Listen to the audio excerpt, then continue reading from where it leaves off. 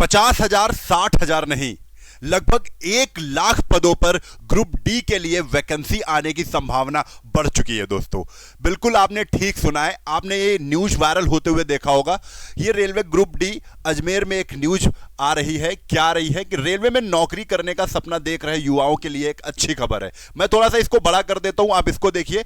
और इस वीडियो में मैं बहुत बात करने वाला हूं, ये न्यूज तो मैं बताऊंगा, लेकिन उसके साथ साथ क्या प्रोसेस होने वाला है, कैसे आपको ग्रुप डी अगर आप एग्जाम दे रहे हो तो उसमें 10वीं पास है, क्या आईटीआई है, आईटीआई भी जरूरी है, लेकिन क्या केवल आपके पास 10वीं पास है तो आप फॉर्म भर सकते हैं कि नहीं भर सकते हैं, ये भी हम आपको बताएंगे, हर एक चीज बताने वाले हैं।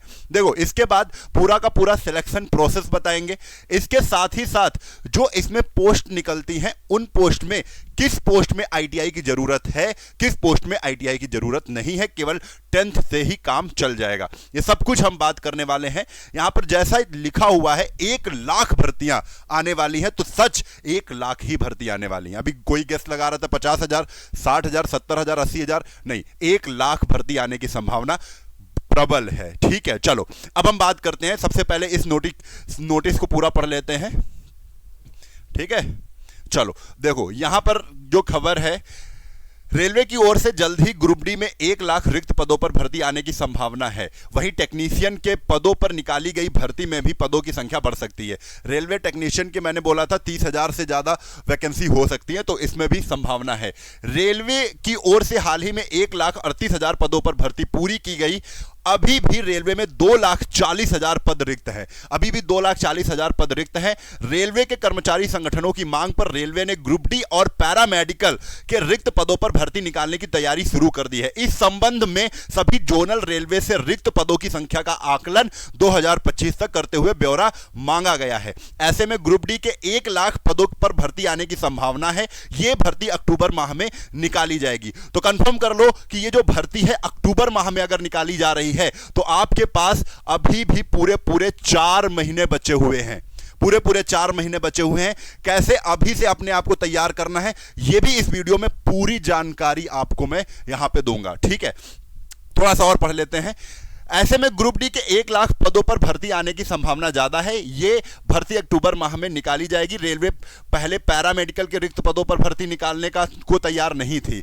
रेलवे इन रिक्त पदों को संविदा पर कर्मचारियों को लेने का मन बना चुकी थी, लेकिन फिर मान्यता प्राप्त संगठनों के दबाव के बाद अब पैरामेडिकल के रिक्त पदों पर भर्ती निकालने की तैयारी है। माना जा रहा है कि इसमें भी 5,000 से अधिक पदों पर भर्ती आ सकती है। वहीं हाल ही में सहायक लोको पायलट भर्ती के पदों की संख्या बढ़ने के बाद टेक्नीशियन भर्ती में भी पदों की संख्या बढ़ सकती है। इस संबंध में भी रेलवे ने सभी जोन से रिक्त पदों का रिव्यू मांगा है। माना जा रहा है कि जल्द ही टेक्नीशियन भर्ती में पदों की संख्या 9,144 से बढ़कर 30,000 हो सकती है। यह बिल्कुल ऑथेंटिक न्यूज है। चलो, इसकी बात हमने कर ली है। अब आपको सब कुछ मैं बता देता हूं कि आपको ये तो पता चल गया 4 महीने बचे हैं, तैयारी कैसे करनी है। अब इंपॉर्टेंट है, अगर आप तैयारी करना चाह रहे हैं तो आपके पास क्वालिफिकेशन है कि नहीं। ठीक है, आप उस क्वालिफिकेशन को पार करते हैं कि नहीं करते, इसको भी जानना जरूरी है। तो इसको समझते हैं। यहां पर देखो, टोटल पद जो आने वाले हैं वो 1,00,000 में ये जो पद हैं वो 28 पदों में ये वैकेंसी आपको देखने को मिलेगी। ठीक है, ये रही। इस टाइप से आपका जो ये पोस्ट का पैरामीटर है इस टाइप से होगा। ठीक है, अब कौन सी पोस्ट के लिए हमको आईटीआई चाहिए और कौन सी पोस्ट के लिए हमको आईटीआई नहीं चाहिए, केवल 10th से काम चल जाएगा। तो इसके लिए देखो, ये सारी लगभग पोस्ट ऐसे ट्रैकमैन, गैंगमैन, ठीक है, केबिन मैन, हेल्पर, प्यून और इसके assistant pointman, hospital attendant, assistant department store का। ठीक है, 10वीं पास आईटीआई। ठीक है, देखो यहां से एक बात समझ लेते हैं, 10वीं पास तो लेंगे ही, लेकिन आईटीआई के लगभग जो पद होंगे 1,00,000 में वो 60 to 70% होंगे। 60% से 70% जो है वो आईटीआई वाली पोस्ट होंगी, और उसके बाद बच जाती हैं 30%, वो 10th पास के लिए होंगी। ठीक है, अब फॉर्म कब आएंगे तो ये आपको मैंने बता दिया, अक्टूबर 2024 में आ जाएंगे। ठीक है, फीस क्या होगी, फीस आपको पता है 500 जनरल के लिए और SC ST के लिए 250, फीमेल के लिए भी 250। एज क्या होगी, जनरल के लिए 18 से 33, OBC के लिए 18 से 36, SC ST के लिए 18 से 38। ठीक है। अब यहां पर एक चीज और समझ लेना, आपने देखा आरपीएफ में भी कोविड की वजह से छूट मिली है, तो इसमें भी छूट मिलने की संभावना ज्यादा है। तो आप ये मान लो 3-3 साल आप सब में बढ़ा सकते हो, एज में 3 ईयर की छूट मिलनी चाहिए। क्यों मिलनी चाहिए? क्योंकि आपने अभी इससे पहले भी जो भी रेलवे की परीक्षाएं हो रही हैं उसमें भी कोविड की वजह से 3 साल की छूट मिल रही है, तो इसमें भी मिलेगी। चलो ये भी हो गया। अब इसके बाद सिलेक्शन प्रोसेस क्या है, बहुत जल्दी समझेंगे, टाइम बिल्कुल नहीं लगाएंगे। सिलेक्शन प्रोसेस में सबसे नंबर 1 पे रिटन एग्जाम होगा आपका, दूसरे नंबर पर फिजिकल होगा, तीसरे नंबर पर मेडिकल होगा, चौथे नंबर पर डॉक्यूमेंट वेरिफिकेशन होगा। ये 4 प्रोसेस हैं, ठीक है। अब 4 प्रोसेस में सबसे पहले अगर हम सिलेबस की बात करें रिटन की, तो सिलेबस में आपके 100 नंबर 100 क्वेश्चन का पेपर होगा, जिसमें रीजनिंग के 30 क्वेश्चन, मैथ के 25 क्वेश्चन, साइंस के 25 क्वेश्चन और जीके और सीए के 20 क्वेश्चन होंगे। यानी कुल मिला के 100 क्वेश्चन पूछे जाएंगे, हर क्वेश्चन 1 नंबर का होगा, यानी 100 नंबर की परीक्षा है, ठीक है। जिसमें निगेटिव मार्किंग का भी सीन है, 1/3 की निगेटिव मार्किंग है, 1/3 की निगेटिव मार्किंग है। अब 100 क्वेश्चन करने को जो समय मिलेगा वो मिलेगा 90 मिनट का। ये पूरा का पूरा आपको इस तरीके का पेपर देखने को मिलेगा, ठीक है। अब इसके बाद जब ये आपका ये पेपर हो जाता है, रिटन हो जाता है, तो आप जाते हो दूसरे फेज में। दूसरा फेज है फिजिकल का। अब ये फिजिकल में क्या है ये भी तुरंत समझ लो। मेल यानी लड़कों के लिए 35 केजी की एक बोरी होगी, ठीक, 35 केजी वेट की एक बोरी होगी, जिसको 100 मीटर चलना होगा 2 मिनट में। कर ले जाओगे, अभी से प्रैक्टिस करना शुरू कर दो। रनिंग भी होगी, 2 चीजें होंगी, एक तो बोरी लेके चलना है और दूसरी रनिंग होगी। 1 किलोमीटर की रनिंग होगी, 4:15 यानी 4 मिनट 15 सेकंड का समय होगा। दूसरी तरफ मेल की अगर बात करें, सॉरी फीमेल की, तो फीमेल यानी लड़कियों के लिए 20 केजी वेट की बोरी होगी।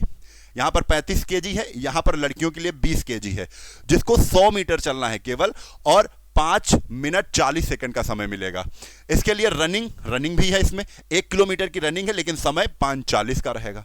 समय कितना? 5 मिनट 40 सेकंड का समय होगा। तो ये रहा 2 चीज, जिसमें रिटन हमने बता दिया, फिजिकल हमने बता दिया। उसके बाद आपको मेडिकल के लिए बुलाया जाएगा। मेडिकल के लिए आपको यहां पर जानना जरूरी है। अब इसमें हम 2 चीजें आपको बताने वाले हैं। कौन सी? क्योंकि आपने ये न्यूज जरूर सुनी होगी कि 2018 के बाद रेलवे ने कह दिया है कि 2018 के बाद जो भी पोस्ट आएंगी उसमें आईटीआई जरूर, आपको आईटीआई जरूरी है, ठीक है। तो अब इसके बाद यही चीज हम आपको बता दें, किस पोस्ट में आईटीआई जरूरी है और किस पोस्ट में कौन सा मेडिकल मांग रहे हैं। इसके लिए आपको यहां पर चलना है। ध्यान से देख लो, ज्यादा टाइम नहीं लगेगा। जैसे ये 28 पोस्ट है कुछ, ये 2018 की मैं बात बता रहा हूं, ऐसा ही आपको देखने को मिलेगा। 28 पोस्ट है लगभग, ठीक है। अब 28 पोस्ट में यहां पर जो इलेक्ट्रिकल वाली पोस्ट है, देखो डिपार्टमेंट, जो इलेक्ट्रिकल डिपार्टमेंट वाली पोस्ट है, इंजीनियरिंग डिपार्टमेंट वाली पोस्ट है, मैकेनिकल डिपार्टमेंट वाली पोस्ट है, और ये सिग्नल एंड टेलीकॉम, एसएनटी का मतलब है सिग्नल एंड टेलीकॉम, ये डिपार्टमेंट वाली पोस्ट है। इसमें आईटीआई होना जरूरी है, 10th पास भी जरूरी है। ये देखो कैसे लिख रहे हैं, इनके लिए 10th पास प्लस नेशनल अप्रेंटिस सर्टिफिकेट हो, एनएसी हो, ठीक है, 10th पास हो और उसके साथ एनएसी हो, नहीं तो और अथवा अगर ये चीज नहीं है तो दूसरी चीज में क्या कहना है, 10th पास हो और प्लस मतलब साथ में आईटीआई फ्रॉम इंस्ट्रक्शन रिकग्नाइज्ड, यानी एनसीवीटी का आईटीआई हो या एससीवीटी से, ठीक है। तो आईटीआई होना जरूरी है 10th के साथ, और अगर ये 10th के साथ आईटीआई नहीं है तो 10th के साथ नेशनल अप्रेंटिस सर्टिफिकेट होना जरूरी है, ठीक है। दोनों चीजें कितनी पोस्टों के लिए? लगभग 23 पोस्टों के लिए इतना जरूरी है। फिर उसके बाद जो बची हुई पोस्ट हैं, जैसे helper medical, hospital attendant, assistant pointman, gateman, और यहाँ पे पोर्टर, हैमल और स्वीपर कम पोर्टर, ये सारी जो इतनी वैकेंसी बच जाती है, इसमें भी काफ़ी वैकेंसी आएंगी, जिसमें ये कह रहे हैं केवल अगर 10th पास से तब भी काम चल जाएगा, ठीक है। अगर 10th पास आपने नहीं किया है, आपने आईटीआई किया है, तब भी काम चल जाएगा। आईटीआई अगर आपके पास नहीं है, ना 10th पास है, केवल आपके पास एनएसी है, नेशनल अप्रेंटिस सर्टिफिकेट है, तब भी काम चल जाएगा।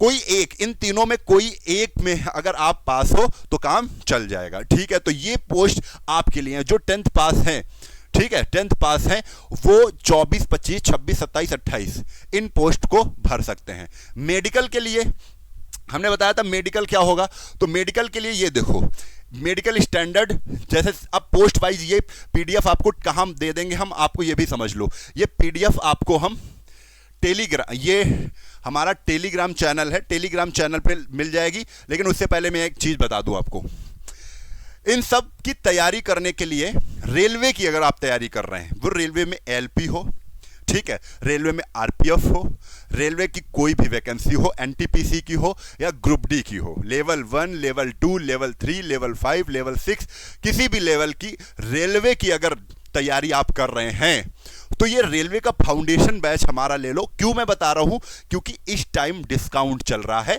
10 जुलाई तक। 10 जुलाई तक जो डिस्काउंट आपको मिलने वाला है वो मिलने वाला है 50% का। कूपन कोड जो आपको लगाना है वो लगाना है